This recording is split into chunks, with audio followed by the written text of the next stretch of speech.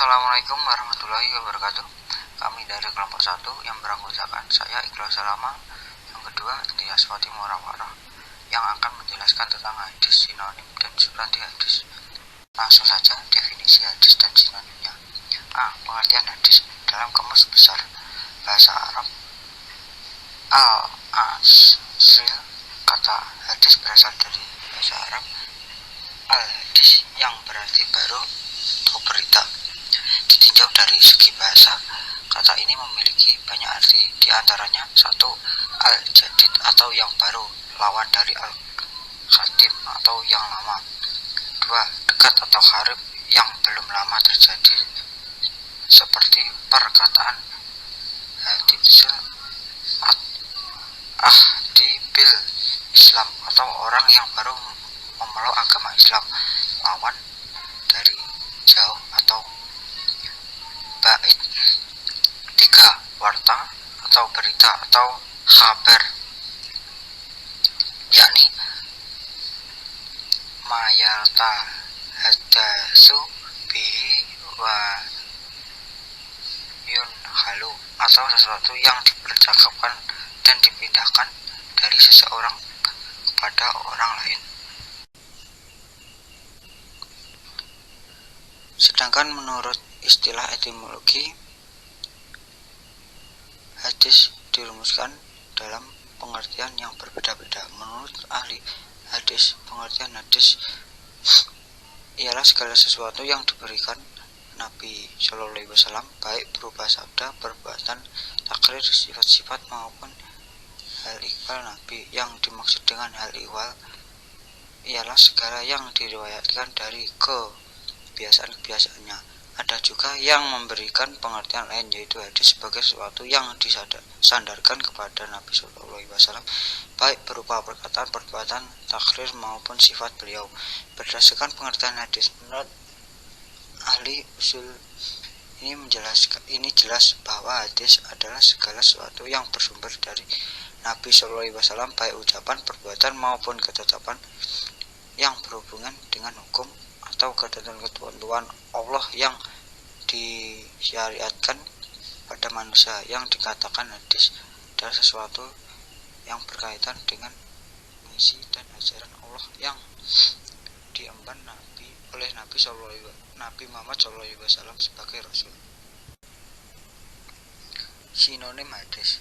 Ada beberapa istilah yang merupakan sinonim dari kata hadis, yaitu sunnah, kabar, dan ajar. 1. Pengertian sunnah menurut ahli usul. Sunnah adalah segala sesuatu yang dinukil dari Nabi Muhammad, baik berupa perkataan, perbuatan, atau takrir beliau yang berkaitan dengan hukum syara. Sedangkan ulama fikih mendefinisikan sunnah sebagai segala sesuatu yang dinukil dari Nabi Muhammad, baik perkataan, perbuatan maupun takrir beliau berupa ketetapan yang bukan hukum fardu atau wajib. 2. Pengertian kabar. Kabar menurut bahasa serupa dengan makna hadis, yakni segala berita yang disampaikan oleh seseorang kepada orang lain. Sedang pengertian kabar menurut istilah antara satu ulama dengan ulama yang lainnya berbeda pendapat. Ulama lain mengatakan bahwa kabar adalah sesuatu yang datang selain dari Nabi SAW, sedang yang datang dari Nabi SAW disebut hadis. Ada juga yang mengatakan bahwa hadis lebih umum dan lebih luas daripada kabar, sehingga setiap hadis dapat dikatakan kabar, tetapi tidak setiap kabar dapat dikatakan hadis. 3. Pengertian atsar. Atsar menurut bahasa ialah bekasan sesuatu atau sisa sesuatu, berarti pula nukilan atau yang dinukilkan. Menurut istilah jumhur ulama, atsar sama artinya dengan kabar dan hadis. Mengingat hal ini, dinamailah ahli hadis dengan atsari. Para fuqaha memakai istilah atsar untuk perkataan-perkataan ulama salaf, sahabat, tabi'in, dan lain-lain. Ada yang mengatakan bahwa atsar lebih aam atau umum daripada khabar. Atsar dihubungkan kepada yang datang dari Nabi Shallallahu Alaihi Wasallam dan selainnya, sedangkan khabar dihubungkan kepada yang datang dari Nabi saja.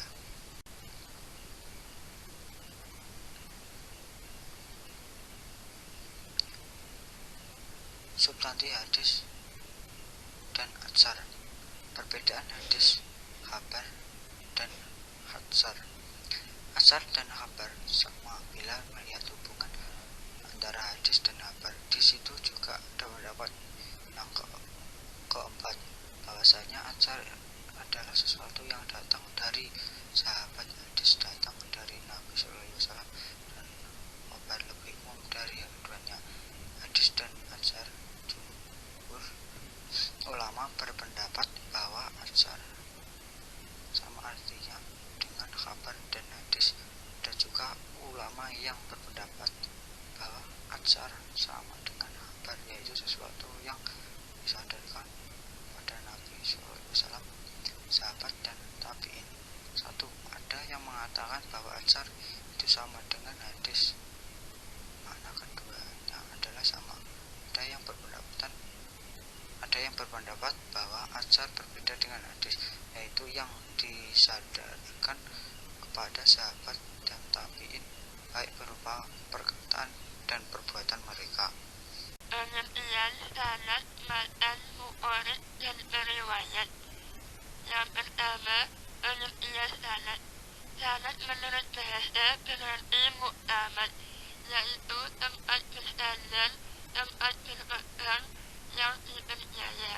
Sedangkan menurut terminologi, sanad adalah istilah orang-orang dalam kurung yang meriwayatkan hadis yang menyampaikan pada matan.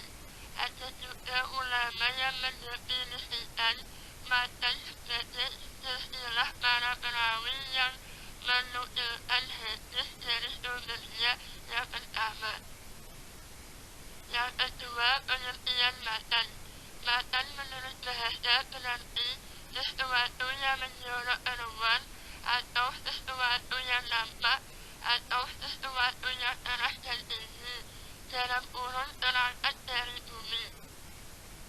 Dan menurut istilah, matan berarti lafal-lafal hadis yang di dalamnya mengandung makna. Dengan kata lain, matan adalah materi hadis atau lafal hadis itu sendiri. Yang ketiga, pengertian muhorrid. Muhorrid hadis adalah perawi hadis yang telah menghimpun hadis-hadis yang diriwayatkan ke dalam kitab-kitab yang telah disusunnya. Perawi adalah orang yang meriwayatkan hadis dalam hadis Nabi Shallallahu Alaihi Wasallam. Yang menjadi perawi pertama adalah para sahabat Nabi, sedangkan perawi terakhir adalah para muhorrid hadis. Yang terakhir, pengertian periwayat. Periwayatan hadis artinya sama dengan istilah Arab ar-riwayat, yaitu penyebutan. Dalam bahasa Indonesia diartikan sama dengan arti kata sejarah atau cerita, sehingga arti kata periwayatan adalah sesuatu yang diriwayatkan. Menurut istilah ahli hadis, kata periwayatan diartikan sesuatu penerimaan dan penyampaian hadis serta penyandaran hadis kepada penyampaian mata rantai para perawinya melalui bentuk-bentuk penerimaan dan penyampaian yang bersifat tertentu.